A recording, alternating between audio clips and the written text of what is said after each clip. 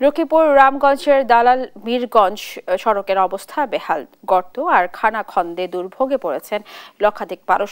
বিস্তারিত জানাতে সরাসরি যুক্ত হচ্ছেন সহকর্মী সাইফুল ইসলাম স্বপন। সাইফুল, আপনি আমাদের জানাবেন রাস্তা সংস্কারে কি কোনো ব্যবস্থা নিচ্ছে কর্তৃপক্ষ, কিংবা কি বলছেন স্থানীয়রা? স্নেহা, আপনি যেমনটি বলছিলেন যে লক্ষ্মীপুর টু রামগঞ্জ সড়কে যে দালালবাজার মিরগঞ্জ যে অংশ, এই রাস্তাটি 2021 সালে 21-22 অর্থ বছরে দালালবাজার টু সৌদিবাজার অংশটুকু কাজ শুরু হলো। এই পর্যন্ত আর কাজ না হওয়ার কারণে রাস্তাটি বেহাল দশা হয়েছে। যে লক্ষ্মীপুর সদর উপজেলার এলজেডি উপজেলা প্রকৌশলী বেলাল হোসেন আমাদেরকে যেটি জানিয়েছেন যে এই সড়কটি লক্ষ্মীপুর থেকে দালালবাজার মিরগঞ্জ সড়ক 3টি অংশে কাজ করা হলো।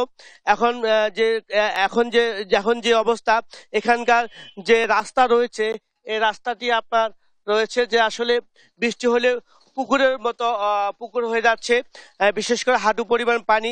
এই রাস্তা দিয়ে লক্ষ্মীপুর থেকে রামগঞ্জের মানুষজন বাস দিয়ে যাতায়াত করলেও বর্তমান সময়ে আর তারা সিএনজি দিয়ে যাতায়াত করছে। বিশেষ করে যে এখানকার যে যারা লক্ষাধিক মানুষ রয়েছে, তারা ঠিকমতো তাদের গন্তব্যে পৌঁছতে পারছে না।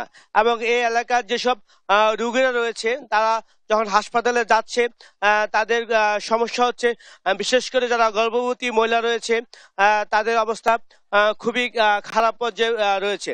গত 4 বছরে এই সড়কে কাজ না হওয়ার কারণে এখানে স্থানীয় মানুষ বিকল্প পথে যাতায়াত করছে, এবং যারা স্কুল কলেজে এবং অফিস আদালতে যাতায়াত করছে তারা ঠিকমতো যেতে পারছে না। এবং এখানকার যে সিএনজি এবং অটোরিকশা চলাচল করে, সেসব সিএনজি চালকরা আমাদেরকে জানিয়েছেন যে তাদের সিএনজি গুলো ঘন ঘন নষ্ট হচ্ছে, এবং এখানকার যে যারা সিএনজিতে যাতায়াত করছে তারা ভাড়া বাড়িয়ে দিয়েছে। এবং এখানকার যারা যাত্রী তারা আমাদেরকে জানিয়েছেন যে রাস্তা খারাপ হওয়ার কারণে তারা বেশি টাকা দিয়ে গন্তব্যে যেতে হচ্ছে।